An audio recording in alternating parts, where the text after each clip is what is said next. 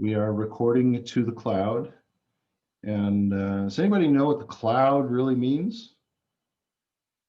Somebody else's computer.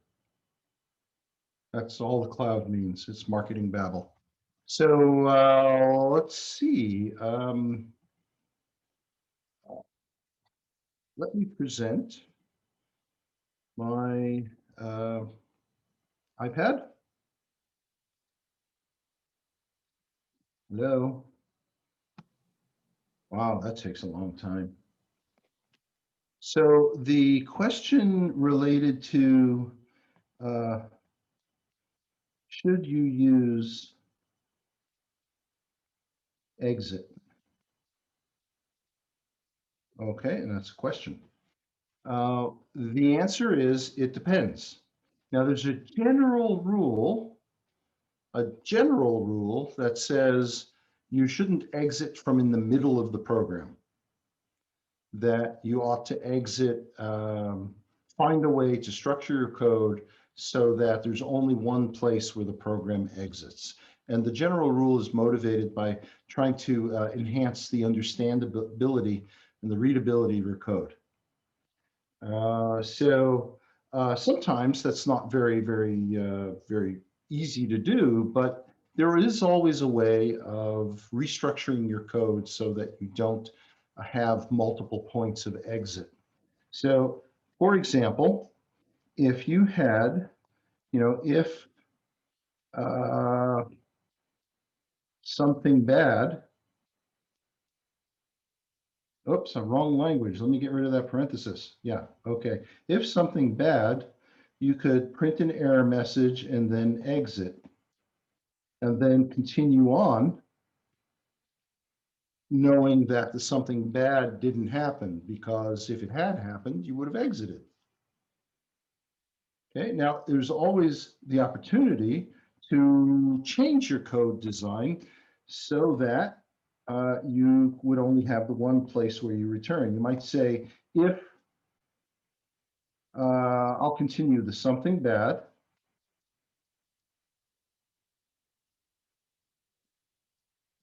you could handle the error in some way and then do an else. But notice there's no exit here. And then else the rest of your program. And at the when you stop indenting that code block, this is where the exit would be, or just the end of your code. So if you close your eyes, well, open them again. So here's if something bad, you handled it and then you exited and then continued on as if knowing that the something bad couldn't have happened. The downside of this, though, is that there's a place to exit here and a place to exit down here. So there's multiple places where you exit. But you can always it's called software people don't change their programs, they refactor them.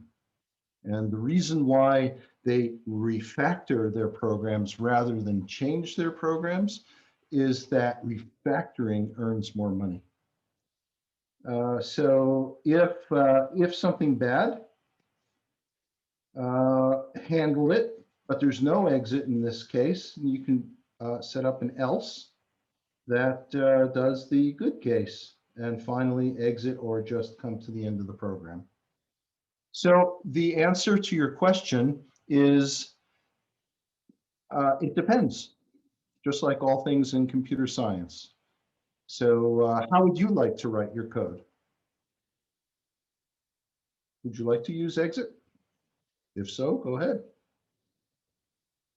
Does that answer your question? Yes, thank you. Okay. So other questions?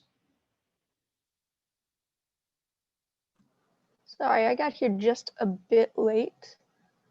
This was about, well, I did try using exit in my program, and it gave like a little, like it did the rest of my, whatever I put above it, and then it did the exit. but it had a little error code. A little error code.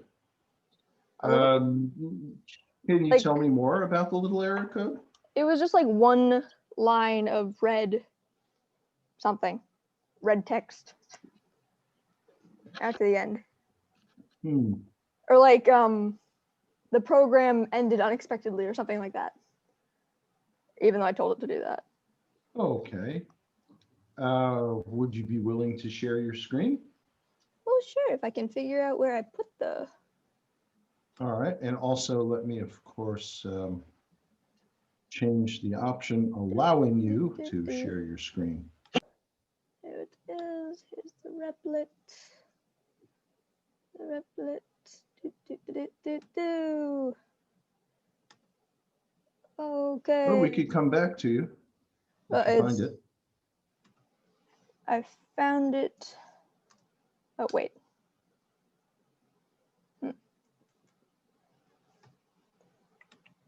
Just making sure I can recreate it before. Yeah. Okay. So how do I share screen? Replet, rock, paper, scissors. Then select what to share. Yeah. Here it is, yes? Okay, go ahead. Excellent. I can play rock, paper, scissors. Would you like to play? For example, I have it where you can say no, and it would exit. So, okay, maybe another time. See you later. REPL process died unexpectedly. Is that supposed to happen? I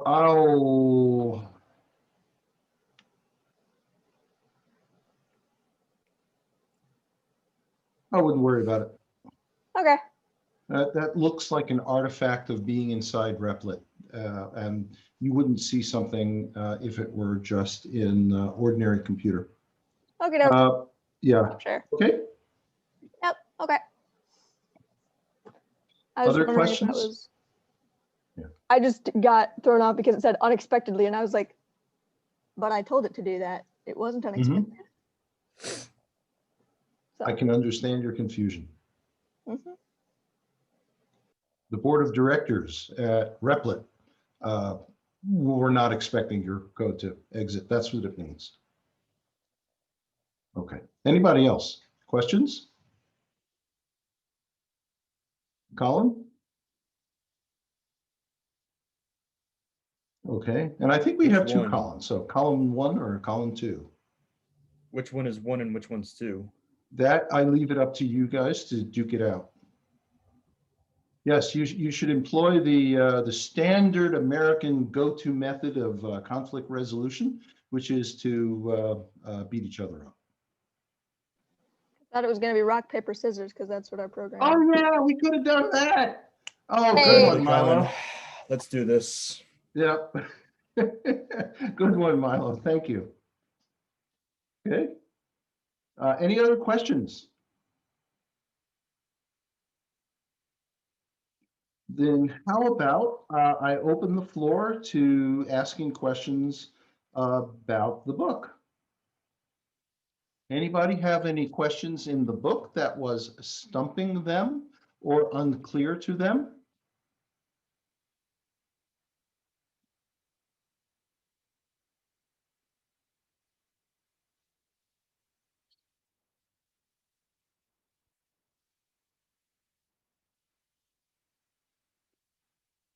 Nobody?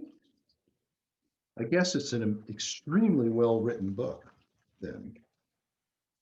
Okay. Hey, how are we doing on the Carthage team names?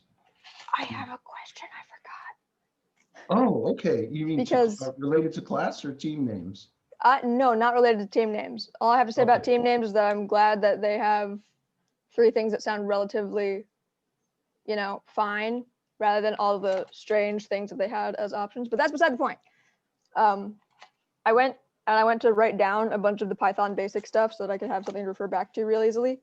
All right. And something that I realized that I didn't ask about, and so I wasn't sure, but I assume this is correct, is that we talked about lists last class, and we did the L equals brackets list. A bracket and a list of things. Yep. Correct. Mhm. I assume that the thing that makes it a list is just that it's in square brackets, not that it's assigned to L. It can be assigned to any variable. Yes. Correct. Okay. I Yeah. thought that was the case, but I wasn't positive, so I thought I should ask. Thank you for doing so. So Python has a number of fundamental data types. And of course, you've seen integers and floating point and string and bool. List is another. And you'll see that Python has several more types like lists. And you can tell them apart by what characters are enclosing the object. So with lists, you've seen that they're square brackets. There's also something called a tuple, which is enclosed in parentheses, and something called a dictionary, which is enclosed in braces. Okay. But we'll see them when we get to them. So what I'd like to do today is really drill a bit more deeply into lists. And let me set this computer up not to sleep. Because if it sleeps, then I have to reach over and log in again. Hello, hello, hello, hello. Do not sleep. There we go. Okay. So to do this work, I would like you to follow along with me in the Replit console. So I'm going to stop sharing this and share this instead. Does it look good? Okay, so here we are in the console. And the first thing I'd like to talk about is a very handy and very commonly used function in Python named range. So how about a range with 10? So the value of a range 10 is a range of 10. So something's not quite right there. Let's try what would happen if I wanted to make a range into a list. So how about list? And here's a conversion. Do you remember when we did int converts a string of a digit into the integer itself? Well, putting the range that I did above, and that's a range of 10, inside the parentheses of the word list, and instead we get a ready-made list of 0 to n-1, where the n is the 10. Let's try it again with explicitly stating the starting value. Okay, you see that's the same. So start and end, and the last value will be 1 minus the end. So how about 100? And that's a really easy way of generating lists of numbers. So let's say from 98 to 100, that will give me 98 and 99.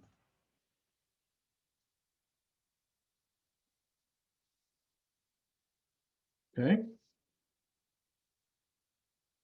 So I'm going to go ahead and make a variable hold this list of 100 numbers. Well, I'll do it maybe with 10 numbers just to start. So elf, and that's just an ordinary variable. It could have been named anything else. I'm doing it short as just L to indicate that it's a list and also to keep my typing to a minimum. So L equals make a list out of a range of 0 through 9. Okay, I hope you're doing this along with me, and stop me when you have questions. So what's the value of L? 0 through 9. Okay, what is the length of L? It has 10 members.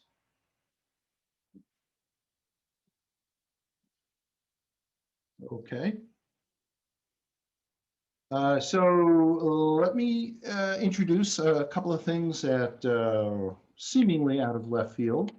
We saw randint, and in order to get randint, we did from random import randint.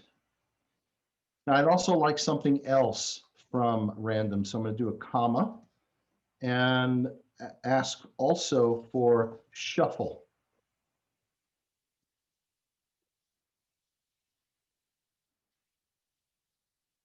Okay, let's take a look at, let's remind ourselves what's in L. And now let's try shuffle of L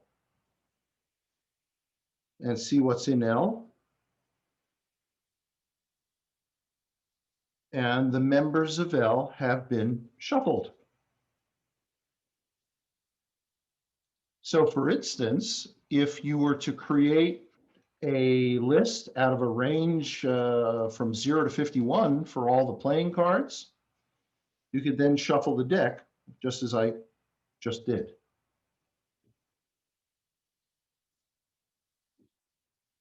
Okay, now let's say you want to get back to the ordered list.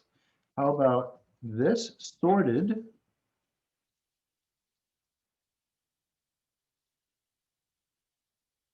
And it prints out, there's something fundamentally important here though. It prints out the value. Let's see what happens if I just print L again. Ah, here's the something fundamental. Notice that when I did shuffle, it printed nothing, therefore it returned nothing, and it shuffled the list in place. Sorted behaved differently. It didn't modify the original list, it's still shuffled order, but it returns a new list that is sorted order. Okay, let's do that again. So here is what L looks like now. And if I want to capture L after it's sorting, I have to assign it to a variable. So sorted list equals sorted, whoops, wrong punctuation. There. So the sorted list is sorted, but the original list is left untouched. Now, unfortunately, that's a little different than shuffle. So L is currently looks like that. If I were to shuffle it again, L is changed in place. So that's the difference between sorted and shuffle. Anybody have any questions?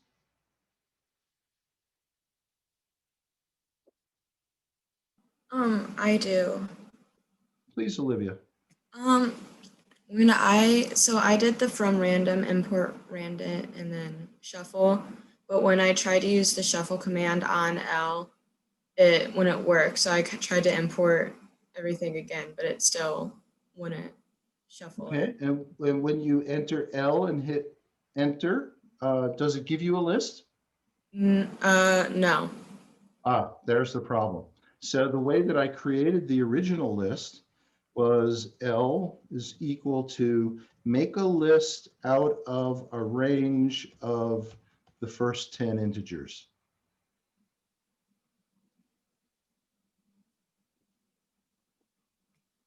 Right. I did that as well, I think. Yeah, L equals list of range of 10. Then shuffle of L does not work for you? No. All right. Would you be willing to share your screen? Sure. Let me see. I have to stop. Okay, there you go.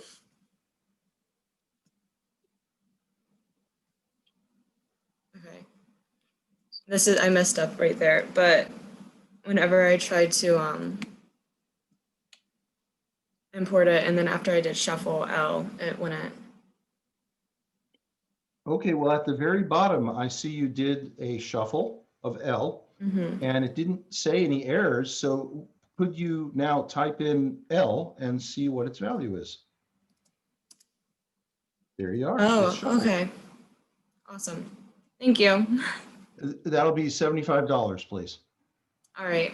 Do you have a Venmo? No, I'm too old. Too old to have a Venmo.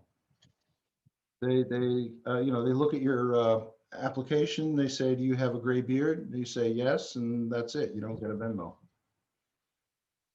Okay. All right. So back to asking for any other questions so far. Yeah, so yesterday we used brackets when we were making lists. Are you not using those this time because you typed out list and used that function? This is another way of generating a list. So at the last class, I think you're referring to something like this. Yeah. Okay, so that's one way of initializing a list. And another way is to turn some other collection into a list. So as in this version. So, but they amount to the same thing. They both generate a list. And Okay. even though you're seeing parenthesis in the line that I just entered, have no fear, the list is still based on brackets. Oh, I have an idea. I have an idea. So, Is how it works? I'm sorry, Sydney, did you have a follow-up? yeah, I was just gonna ask if you can use the last row that you've typed out for strings as well. Not exactly this, because range only understands how to do numbers. I have. Oh, yeah, okay. May I try? I think I understand how this works. Okay, Mano, go ahead. When you're making a list, it's the brackets so that you can input whatever you want in the list. Right, And then you assign it to a variable like L. correct. But anything, as long as it's equal to brackets with several things inside of it, whether that be integers, strings, whatever, that is what makes a list. The brackets are when you input it yourself. Whereas Right, when and you use, also with using it. So the word list used is in the way that I have used it here when it has, is it's a specially constructed little bundle of software that understands how to build a list internally. yeah, that's what, and so that's what it is. That when you do the list and then a parentheses, it'll generate from, say, the range or whatever function you put in there. It'll Mhm. generate that automatically rather than inputting each one manually. Correct. That is correct. Okay, other questions? All right, let's see what we've got in our list right now. We've got 0 through 9. Let's say we wanted to tack something on at the end. So we might do L dot append 19. And what does our list look like now?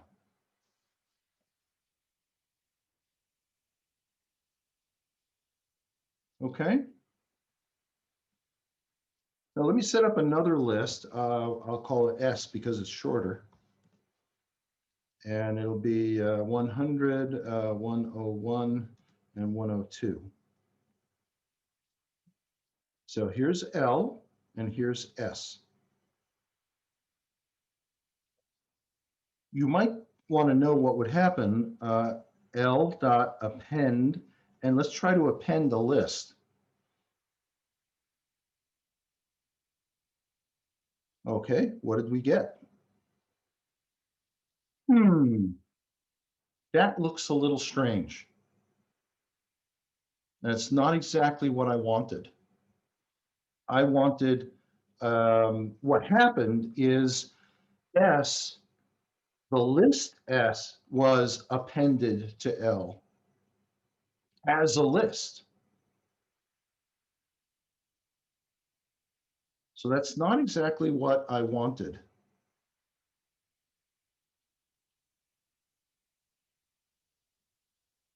So let me try to get rid of what I just did. So L dot top, which by itself, with no parameters, will remove and return the very last item on the list. Okay, so it returned what I just put on, but what is in L now? It's back. I've removed what was on the end.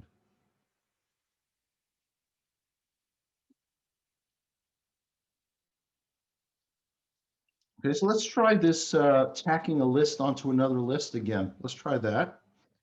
So L dot extend using S. Let's see what that does.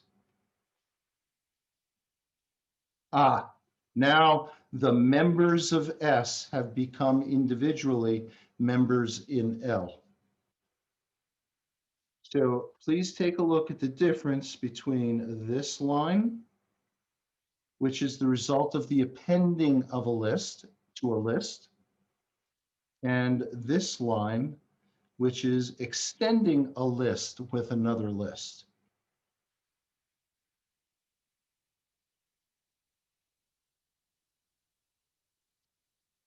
Okay, does anybody have questions?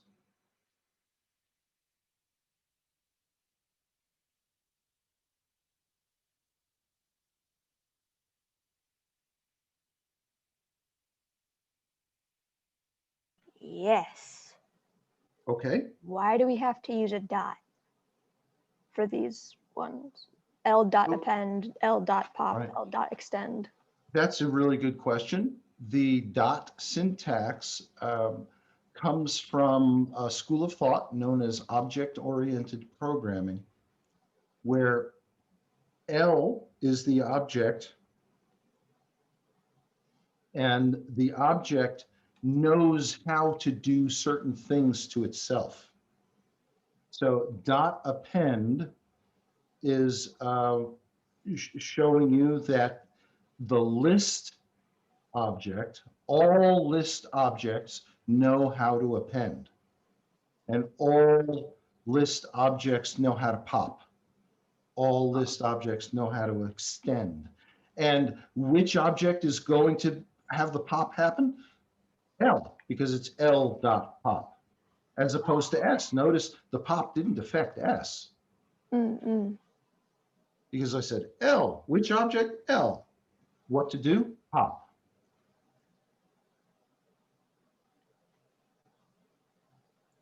I talk a lot, but I've made a connection. Good. Very, very good. Connections are what it's all about. Yeah, because I'm a Japanese major, right? Mm-hmm. I used to think I don't, pardon my French, I don't know dick about computers, but I kind of used to think that computers were a lot more math, and this seems more like learning a language, which Mm-hmm. because Interestingly, for a long time, people have thought that if you can learn computer languages, you must be good at languages, right? well, So I think, recently, yeah, go ahead. I'm experiencing the same thing in reverse because I'm thinking to myself about what I've learned about Japanese, and the dot in this it uses this. I'm thinking about it in the same kind of grammar that I learned a while ago in Japanese, where it's, oh, So you have this applies words to which, what? This applies to L. yeah, right. Huh. But in order to bust your bubble, because that's like the Excellent. highest calling of an instructor, Awesome. is to explain how whatever these hard-won gains and associations you have, and to just throw them on the street.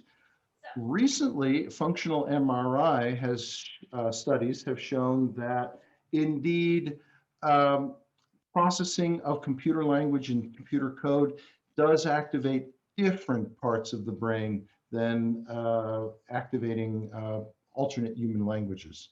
So I'm sorry. That's fair. It's just Yeah. me making sense of the Good, information I'm getting. So good, good, good, good.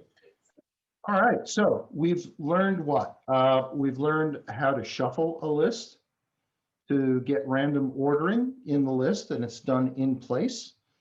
We learned how to sort a list, but there's a lot more to know about sorting.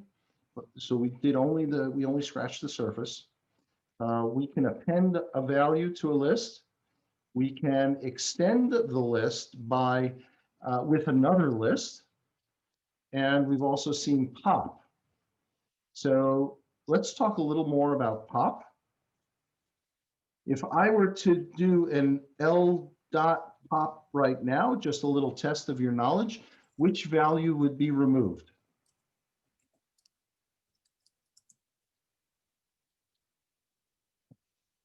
Anybody?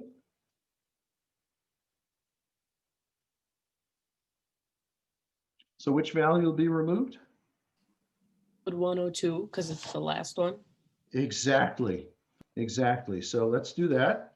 And pop not only removes the last, but it also returns the value that it removed. Let's take a look at our list. But suppose you wanted to remove something from the middle of the list. That was at the end. You could specify an index to pop.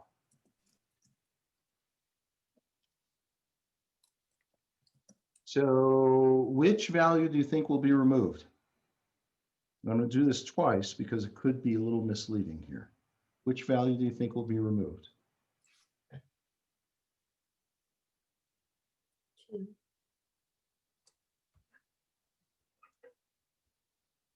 Okay, now the 3, here's where it might have been misleading. The 3 wasn't removed because it's a 3. The 3 was removed is because it was the 0th item, the first item, the second item, the third item.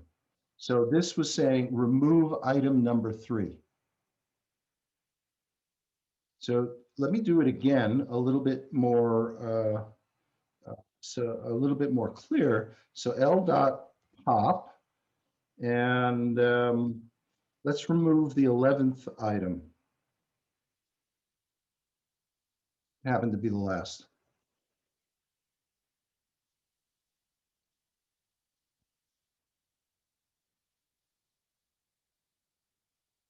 Suppose you want to add something into the middle of the list. So we've looked at appending, which puts it on the rear of the list.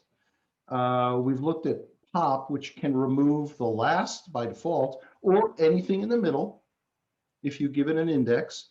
How about being able to insert?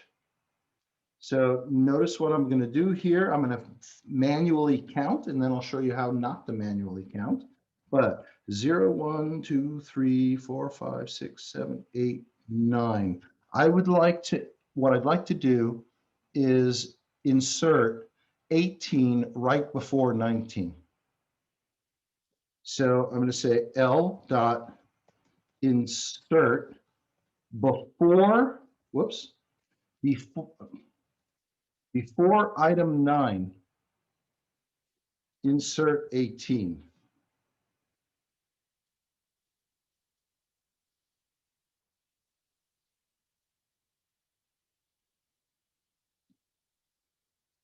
Okay.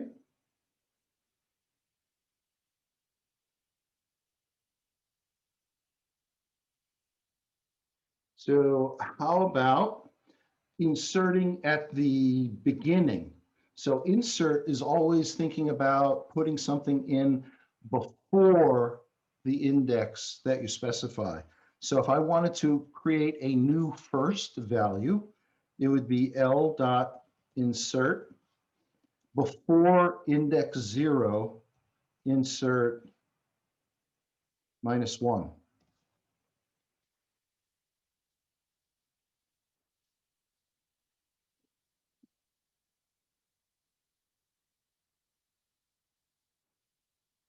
Okay. So any questions about insert?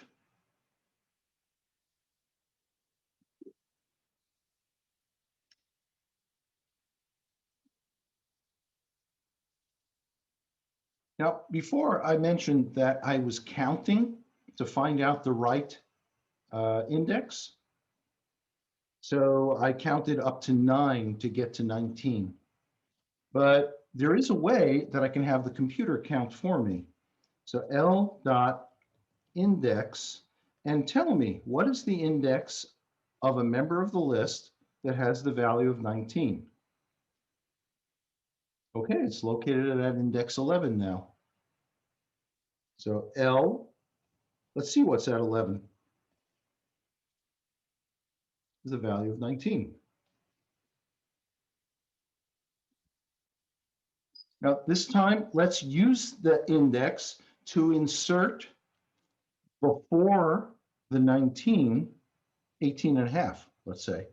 But I don't want to count this time to find out where 19 is. So I'll say L dot insert, L where, what to insert before, L dot index of the value 19, and I want to put in 18.5.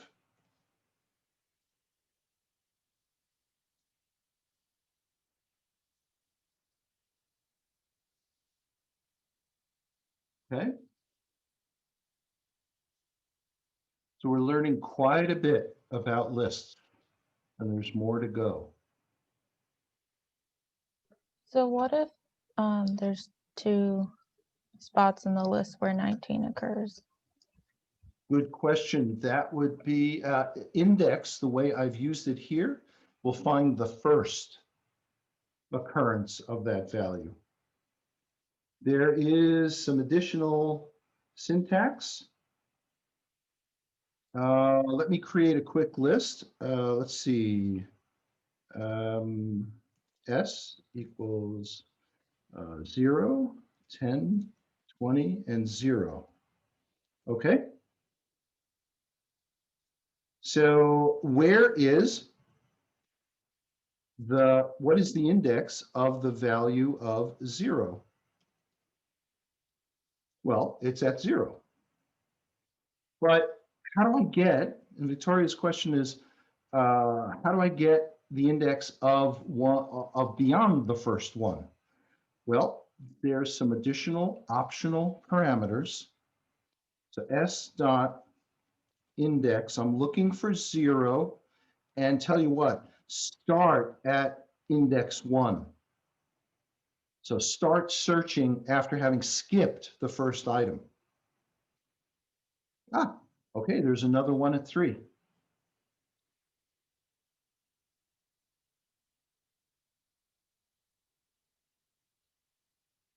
So Victoria's question was a good one. If you have a list that has multiple values that are the same, which one does index find? And it finds the first one, the first occurrence, unless you also specify some additional parameters that say, don't start looking until position N.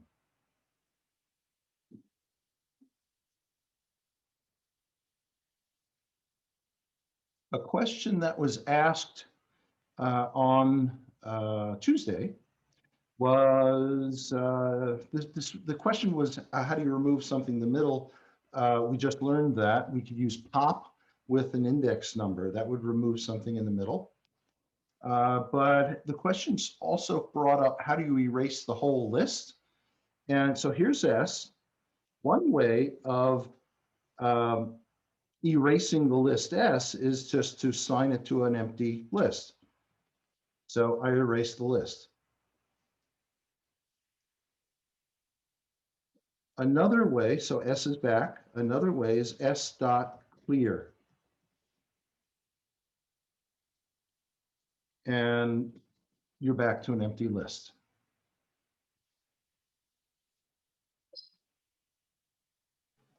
Oh no, Professor. Yeah. I see, as I'm frantically trying to write down these notes to remember for later, I see that we're recording a lecture Where Mhm. would we find that? Is that on Schoology? There is a YouTube playlist, the Okay. link to which I've distributed Yeah, in I the have a past. YouTube playlist. It's Oh, on you there? have it? Yeah. Okay, but just in case, let me find my videos here. Let's see, my videos. Okay, and then my playlists. And I think this is the right one. Let's get in there. All right, and then share the link. And I'll put that into the, where is Zoom? Yeah. Okay. You're sharing a screen, so, oh, finally. Everything is, it was all black on black and I couldn't see one thing from another. So let me find the chat again. There it is. And I put into the chat a link to the playlist for this class.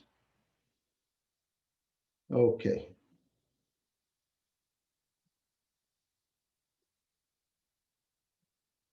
Whoops. Here. Okay. All right. Questions about lists?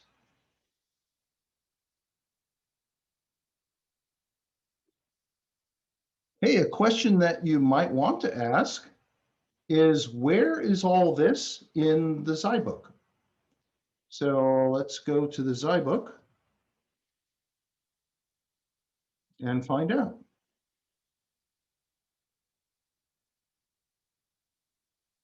All right. Well, variables and expressions, that was a good guess, but it wasn't there. How about types?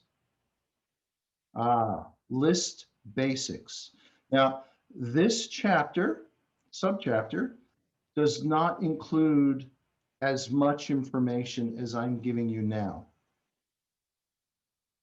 So it talks about creating lists, accessing list elements, initializing the lists, but there are a number of features of lists that aren't talked about. Although this one looks pretty cool.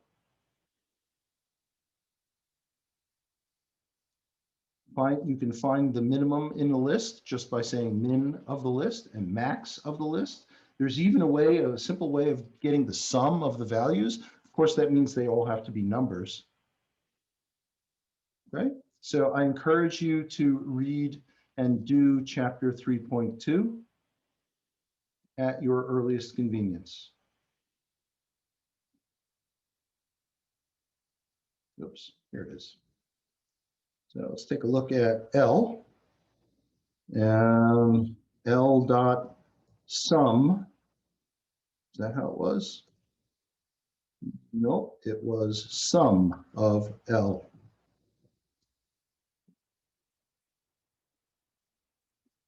What's the minimum in L? -1. What is the maximum in L? 100. What if you put Okay. a bigger number in the middle? All right, so where would you like it to go? L dot insert, and what would you like it to come before? I'm muted. Let's put it between 7 and 8. Between 7 and 8. So in other words, before 8. Before 8. And I really don't want to count. So Mhm. let's put together all of our knowledge. L dot, index 8. So that's going to find the index of 8. And the new item, 120, will be inserted before the location where the 8 is. And now the max is going to be 120 rather than 100, despite where it is. I hope so. There you go. Okie dokie. Now, how does this interact with shuffle and sort? If you have it shuffled and then you sort it, will it put 120 at the end because it's the greatest value? Sure. Yeah. So let's try that. So shuffle L. So now it's all in a mixed up order. Mhm. And then type in L equals sorted L. And that puts it back into sorted order. Ah, and it does put the 120 at the end. Hmm. Okay.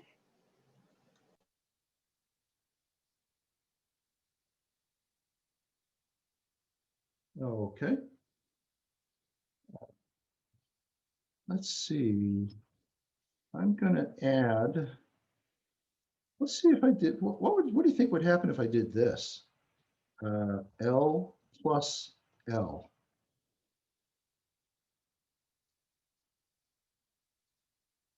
Oh, now there are two copies of L, just concatenated, which is kind of like extend. Now what happens if you sort that? All right.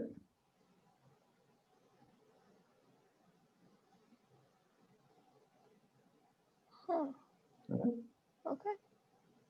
Now, looking at this, how many sixes are there?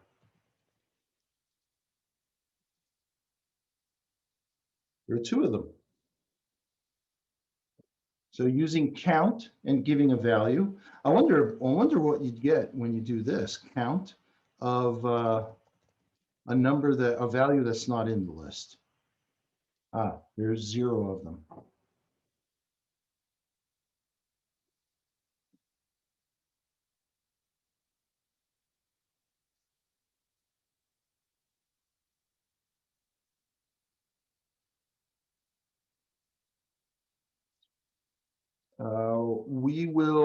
We're coming to the end, close to the end of the different things that are built into list handling. And then we have some more things to learn.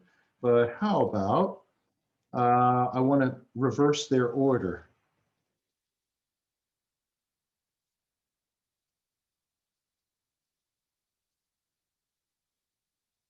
Okay.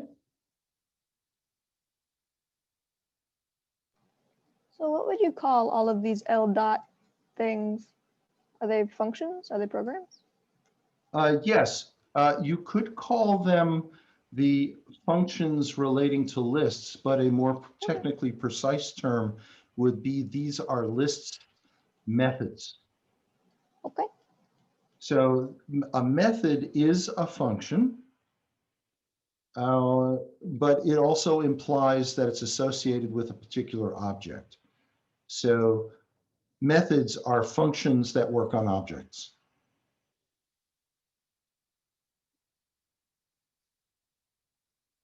Okay. So we've learned, or we've looked at a whole lot of methods for lists. Let's take a look at the idea of slicing, and that is to make sublists out of lists.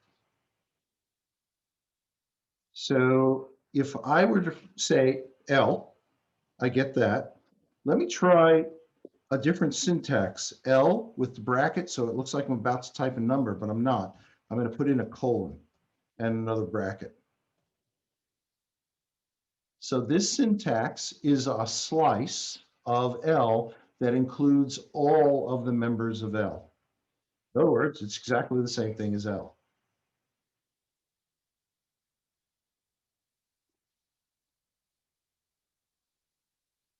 So how about we put a number in before the colon and a number after the colon?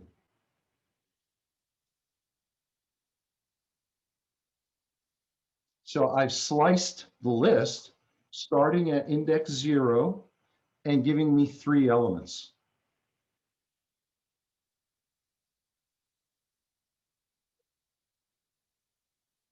Well, and ending prior to the third element, I should say. So how about starting at 2 and ending at 3? Well, how about, whoa, what's that? So this syntax says beginning at position 2, going to the last member of the list. Because you remember L of, let me put the list back into sorted order. Well, L equals, okay. And if I say L minus 1, all right. How did I get here? I think maybe I pushed something. Yeah. Oh, I know what happened. That I sort of timed out, and now I have to recreate my list. So L equals list of a range of 10 numbers. Okay, so L, what is the last one in the list? That's the minus 1. So L, let's say starting at the 5th from the end, going to the end of the list.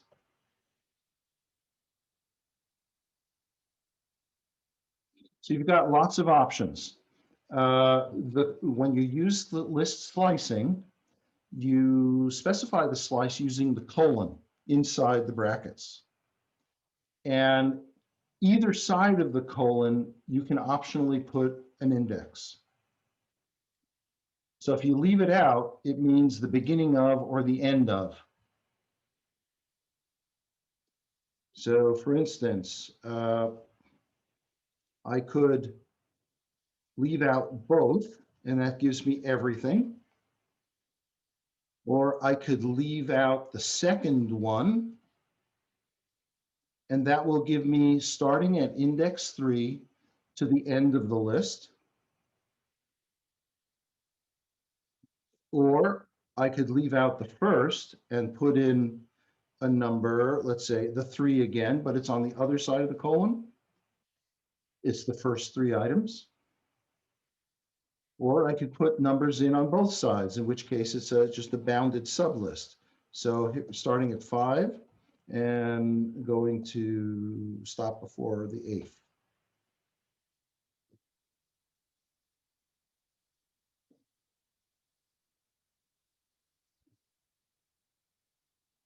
Okay, so we've learned a lot today, and I'm hoping that you have some questions. It's quite a bit. I hit you with a fire hose. I mean, I always have questions. All right. What I happened? sometimes have answers. Awesome. That's all I can ask for, really. So we've put a negative integer on the left side of the colon. What happens if you put it on the right side of the colon? Let's find out. So how about we start from the 3rd? And we did it on the left. What about the right side? So here it is on the left. Is it not on the right on side? the right. Yeah. Okay.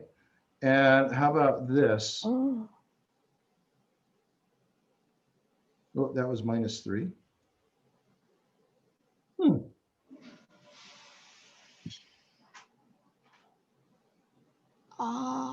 Before it was just -5, tell it to go to the end. If you start at the first one from the end, you can't go to the 3rd in the list. Right. So the order. Okay. So regardless of what side of the colon you put it on, anytime that you You've put been in a negative, you're just telling the list to go from the end of the list to the beginning rather than the beginning to the end. Yes? Okay, I'm sorry, could you say that again? So anytime that you put in, when you have a list and you ask the list to look for negative integer, it doesn't matter where you put it. Say if you're doing a slice, it doesn't matter where you put it. Either if you're telling it to start at whatever, or you're telling it to end at whatever, if you put a negative in front of either of those numbers, it's telling it to count from the back instead of from the beginning. Correct. Excellent. So, whoops.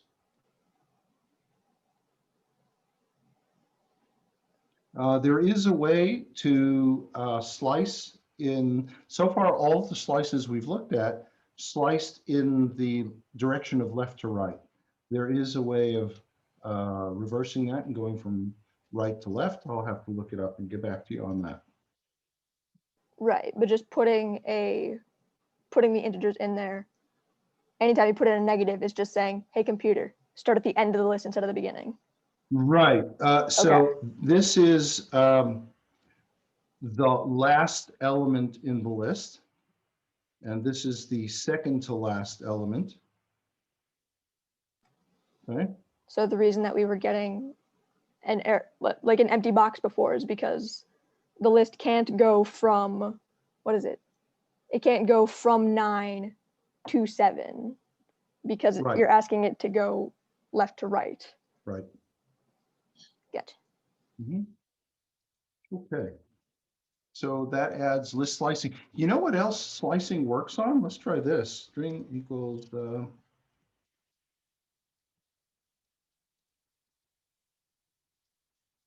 I hate the name George. I never know when to stop.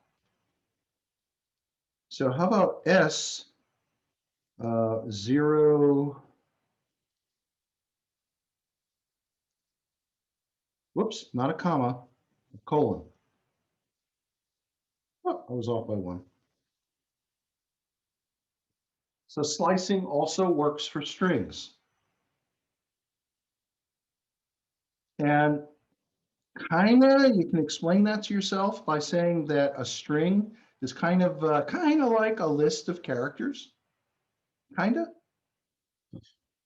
Notice that strings allow you to do that, and so do lists. Same syntax. So slicing also works for strings.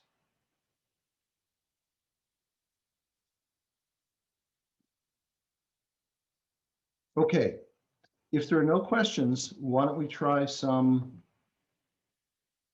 practice? Could you please repeat it? Something I said triggered Siri. Siri, you trigger too easily. There, go away. And the newest version of the iPhone, I don't understand why manufacturers feel the need to anthropomorphize their products. You used to say, hey Siri, and now 3 computers are going to answer me. And it would just go a ding. But in the newest version of the iPhone, it goes things like, huh? Like, that's disrespectful. I don't like it. I wish it was just ding. It's like, it really doesn't. I know that Siri is not a human, right? I get that. And I accept that internally. Why do they have to perpetuate the charade? Okay. End of rant. So how about we try some practice? Okay, so just in your console, can you create a list for me, which contains the numbers 50 through 60 inclusive?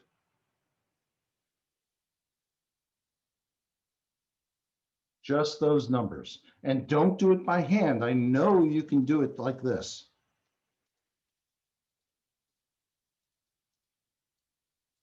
Et cetera, et cetera. So don't do that.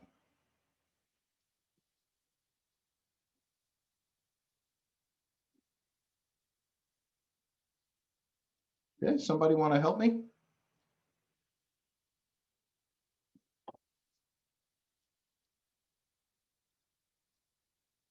Okay, so I'll assign it to a list. L equals what?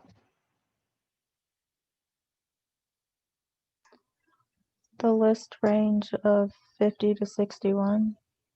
That's a perfect answer. And why 61 and not 60?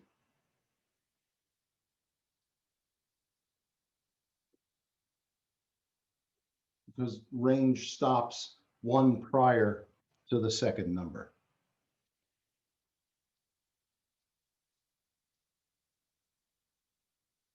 All right. Let me try this again. Let's try putting in a third parameter. Oh, it worked. What do you think that did before I show it to you? Count by twos. Exactly.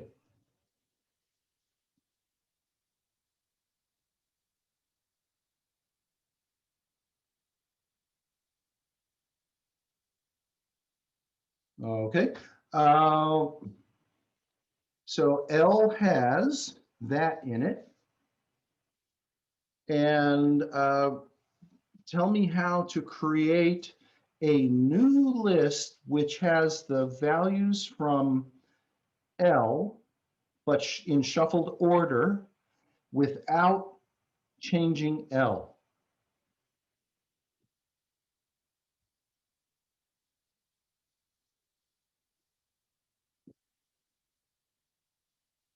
I did not say that it has to be done in one statement. Might require more than one. That's a hint. So I'll repeat what I want. I'd like you to create a new list, let's call it S, that has the contents of L having been shuffled, but L is left alone.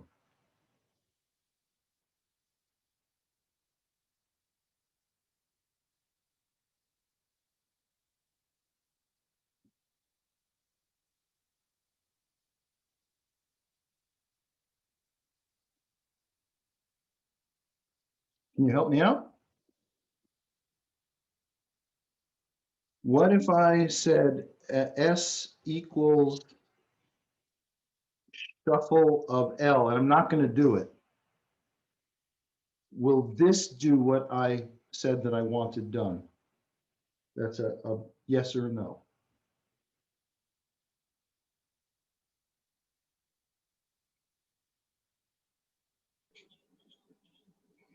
No. Okay, no? All right, I guess I will do it. Let's see what happens. Oh yeah, I had to start up again. So from random import shuffle.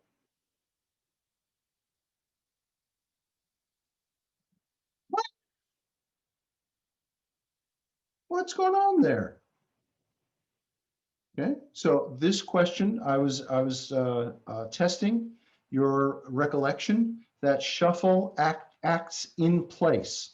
So I actually did damage shuffle. I changed shuffle. I did change L because it was shuffled in place. So let me put, as opposed to sorted, I should just, it should accept that. Something tells me it should accept that, but it doesn't. L. So L is back in sorted order.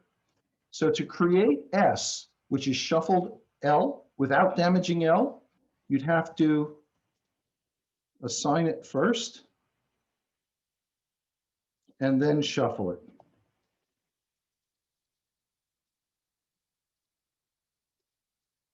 Well, that doesn't make any sense at all. Wait a minute. Somehow S and L became the same thing. Did they become variables assigned to each other? When I did this, I established that S was going to be a synonym for L. Yeah, so you put, It wasn't a copy of L.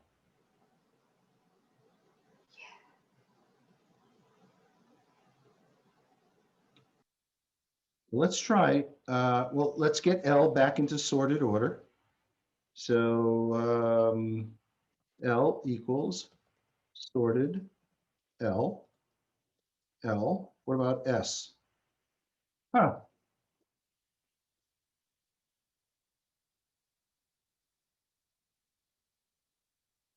So they're no longer the same object. Why? Because L got reassigned with something new.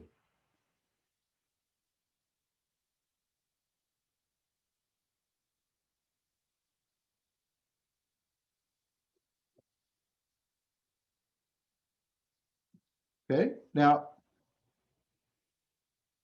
let's start over. Let's take a look at L, and I want to repeat this.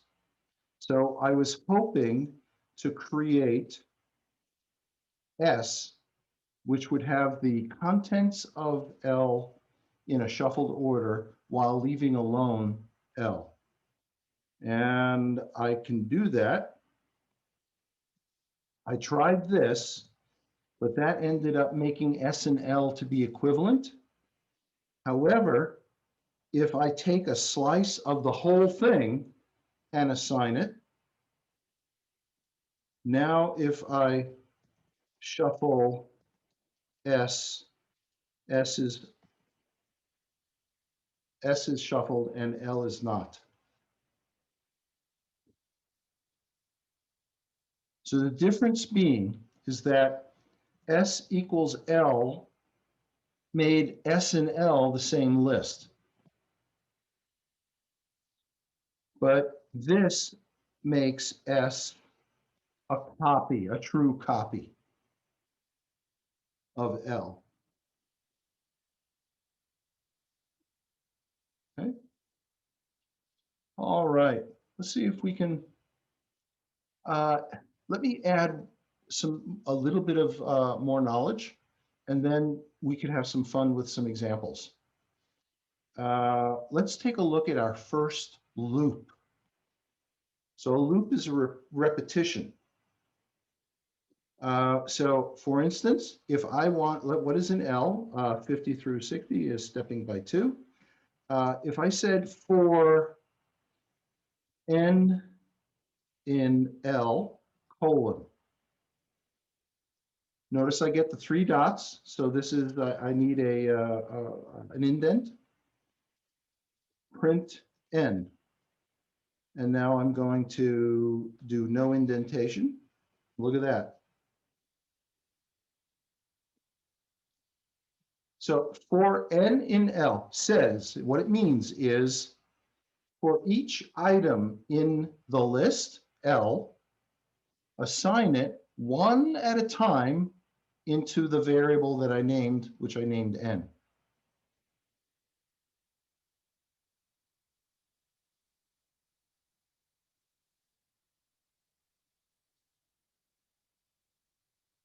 Okay. Okay, so we know how to do sum. We could say sum of L. But I'd like you to think of how you would write the code to sum up the numbers individually, not using SUM. So for example, let's call it S equals 0. And now using the for loop, how would you sum together the values in L? Okay, so my accumulator is S. So for some variable, one at a time of the members of L, tab, S equals S plus N, and now end the tab. And what's in S?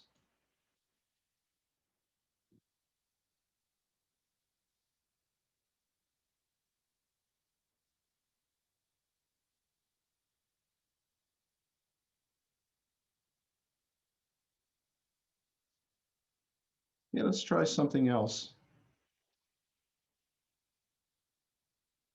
Well, let me ask, are there questions, please? Yes, oh my God. What happened? For n in L, print n. How did that? For n, okay, so Where did let n me, come from? n is a variable I made up. It could It's have just a variable equivalent. that hasn't been assigned to anything? Yeah, well, I'll tell you what, I'll start with, whoops, actually, if I'm going to do that, I need to start with something else. So how about accumulator equals 0? And then for variable in, well, let's say a value in L tab, accumulator equals accumulator plus the value. And I'll tab again and I'll say print processed value. And now no tab, I'm just hitting return.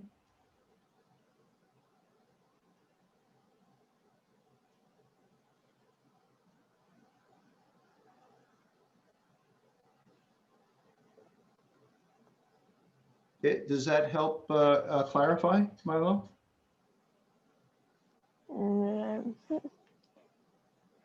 Not particularly. Let me try it another way. So accumulator is 0. For the value, for each Accumulator is, value, what does accumulator equals 0 mean? I have to, since I want to do a summation, I'm starting it with the value of 0.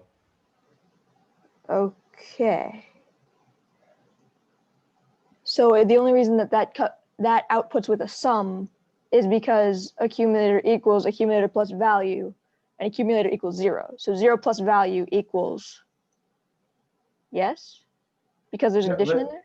Yeah, there is an addition in there. Let me type some more code. And I'm going to do the following, and it also introduces something new.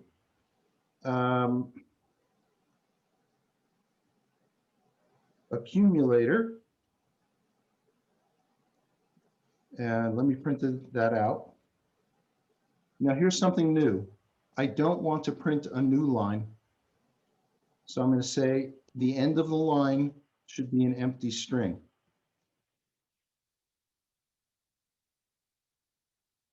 Okay, so tab again. And I need that, and I will say processed. I processed the value. Actually, I haven't processed the value yet. And it's too late for me to, all right, it's not too late. Sorry.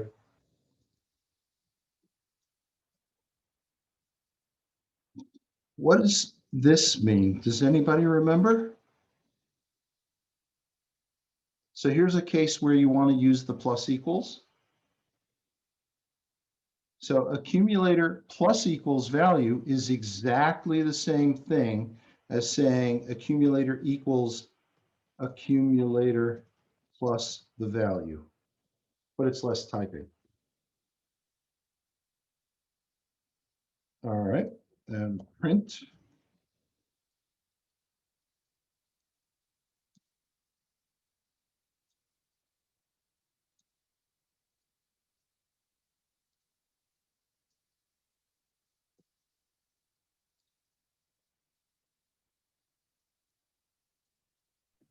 Well, what's the point in putting the 3 dots before every line?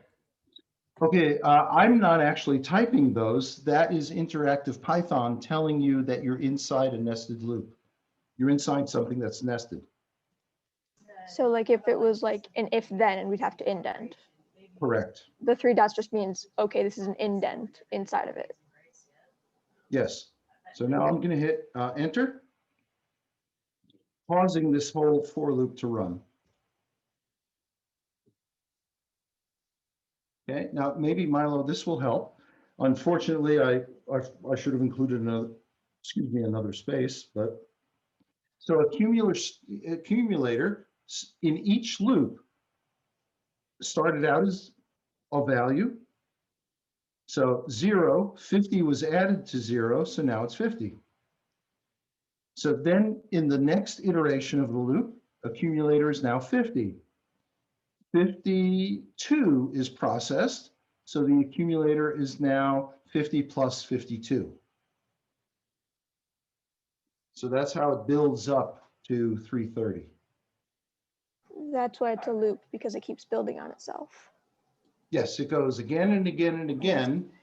How many times does it go? Once for each member of the list. Okay. Thank you.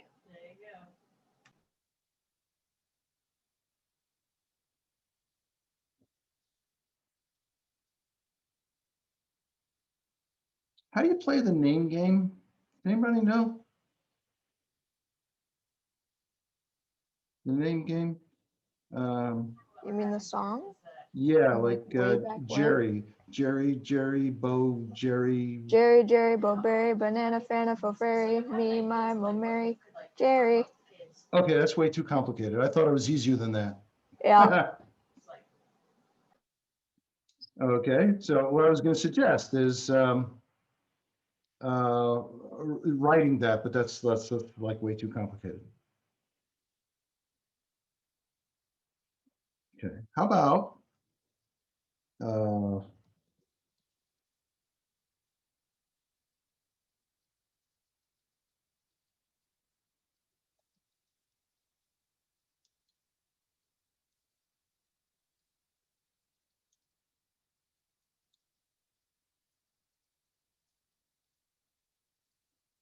okay, so now I've got 3 flavors.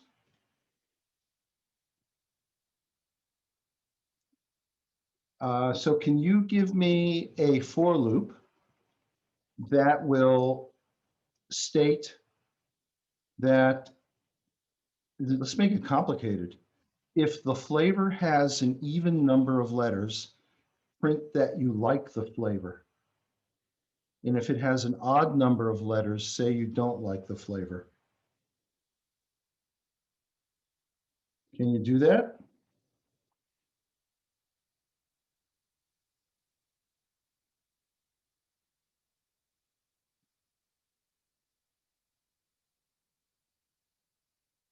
Actually, it might help if I teach you one more thing. It's called the modulus operator. And it is spelled like that. So what is 10 mod 10?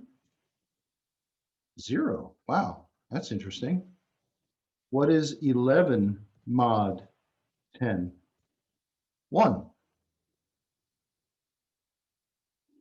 So the modulus, this isn't Python, I'm typing it in for your notes. Modulus operator, the %, is like, what grade did you learn division in? Anybody? Or remainders? Did you learn remainders, or is that like too old math? I think I learned in 2nd or 3rd. Okay, yep. So 2nd or 3rd grade remainders. So it's like division, but it is the remainder part of the division. So how about 0 mod 3 is 0, 1 mod 3. And to express it in remainders, 1 divided by 3 is 0 3s with a remainder of 1. How about 2 mod 3? And that would be 2 divided by 3 in 2nd grade is 0 3s with a remainder of 2. And how about 3 mod 3? 0. Okay, because 3 mod 3 in 3rd grade math is there is 1 3 in 3 with a remainder of 0. Okay, so let's take the length of hickory and mod 2. So how many letters in hickory? 1, 2, 3, 4, 5, 6, 7. It's odd. And notice the modding by 2 told us it was odd. Okay, or how about that one said it was even. So my challenge to you again is write a for loop that will say you like a flavor if its length is, I don't know, odd, and you don't like a flavor if its length is even. How's that?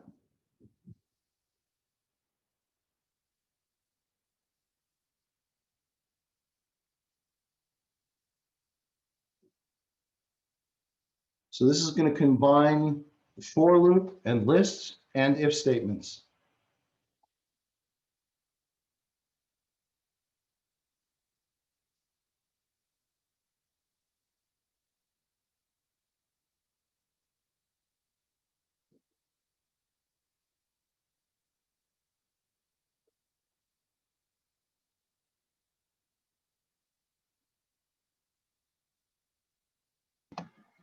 Can you go over the mod real quick again? Sure. So the modulus operator, which is this, is the remainder part of a division. And I'm going to use that with double quotes. Okay, so what would be 5 mod 3? How many 3s would it be? 5? So how many 3s are in 5? 1. Just the one, right? And now that we figured that out, forget it, right? So, but what's the remainder? Oh, 2. 2, right?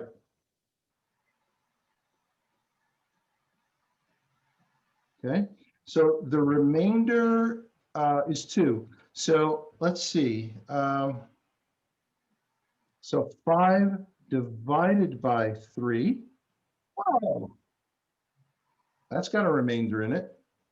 But what about 5 integer divided by 3? That's a 1. So watch this. Let's see. 5 integer divided by 3 times 3 plus 5 mod 3. Now that looks really complicated, but what the result is, it's 5. So this is breaking it apart. So how many 3s are there in 5? There's 1 of them. Take 1 times 3. That makes 3. And then what's the remainder of 5 mod 3? That's 2. So all of this together gets you back the original number. How about this? 4, a value in a range. This is also new knowledge here of 1 to 12, 0 to 11. And tab print I mod 3.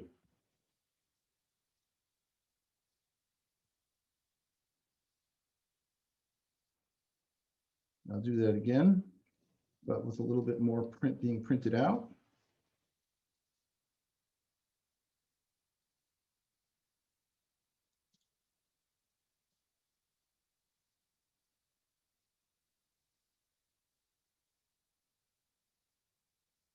Kevin, does that help? Yeah, thank you.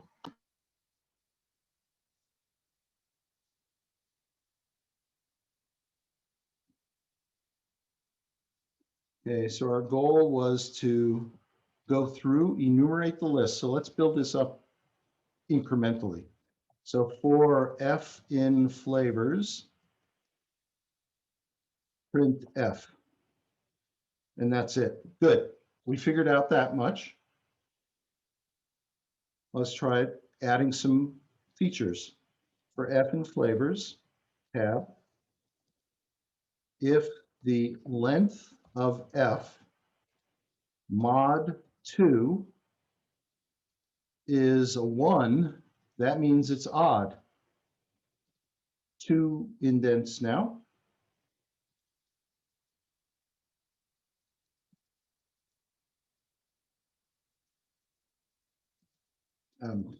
Reversing it again, so it's odd now. Now you're liking it. Whether you like it, you don't like it, doesn't matter.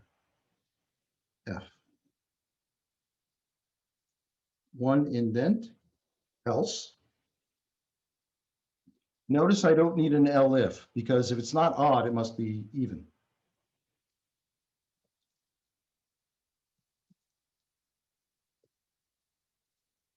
Why do I have to make that double quotes? Because I want to use the apostrophe. I don't like F. Okay, you ready? Let's see if it works.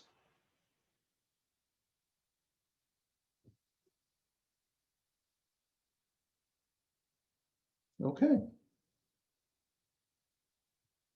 So I'll give you some time to note this down, copy it, take a screenshot, et cetera, et cetera. Of course, it'll be in the video.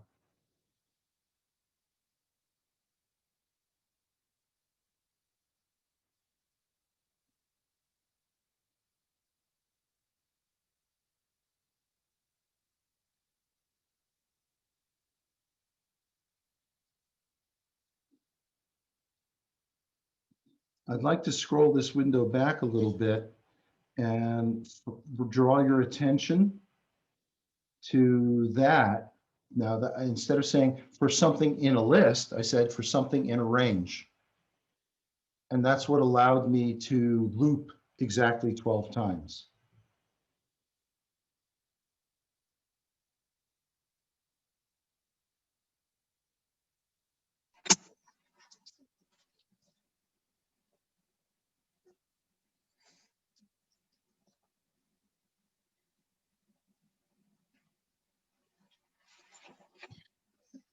Okay, now I would just like to touch on, this isn't assigned yet, but it is available. Like to just gently brush against the second project. Okay, now this one will require the use of a list of integers, the random number generator that you've already seen, some sophisticated string formatting. You write your own function, which we haven't looked at yet, and the use of a for loop. And then my favorite, some really old school screen formatting.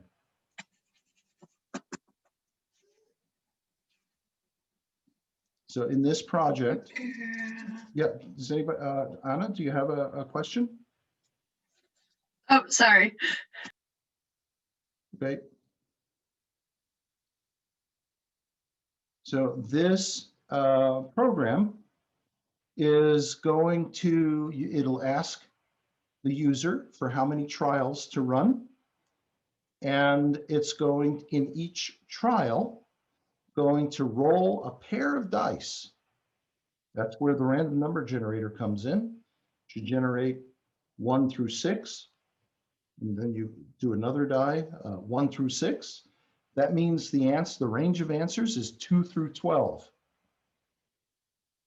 And so what is the frequency distribution of rolling 2 dice together? And you'll see that the rolling a 7 is the most common outcome of rolling 2 dice together.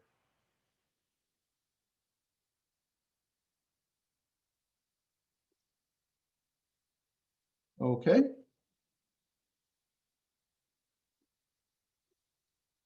All right. So it might be worth looking at Schoology to see when that will become assigned and due. Let's take a look at your other assignments. Can anybody tell me what this is a picture of? There? Flying whale, And? Any guess? clouds, It specifically is a falling whale and a falling bowl of petunias. Anybody know where it's coming from?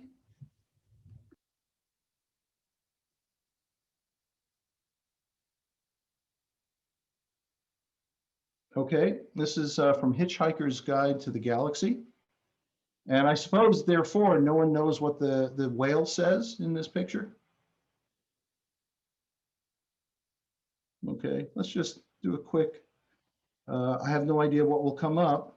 Whale says, oh no, not again.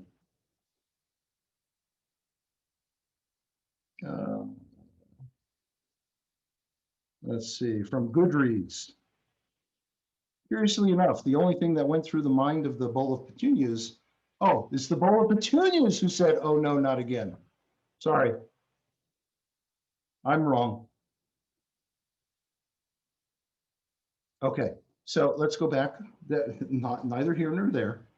The 26th is the day that the chapter 2 is due, and it's also when project 1 is due. Now, you can assume that project 2 will be due on February 2nd, or perhaps a little later, because we have to introduce a few new topics. All right. How are you doing on project 1? Do you have any project 1 questions? You only have a few minutes left, so let's see if we can use it to our advantage.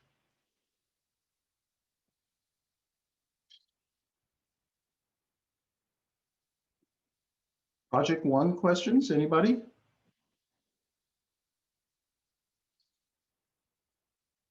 Please, pretty, please.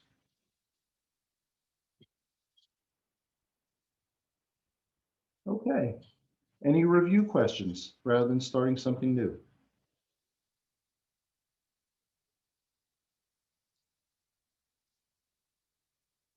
Well, if it's okay with me, if you want to end the class early, that'll be fine. Okay. So I'm available by email, and I look forward to hearing from you.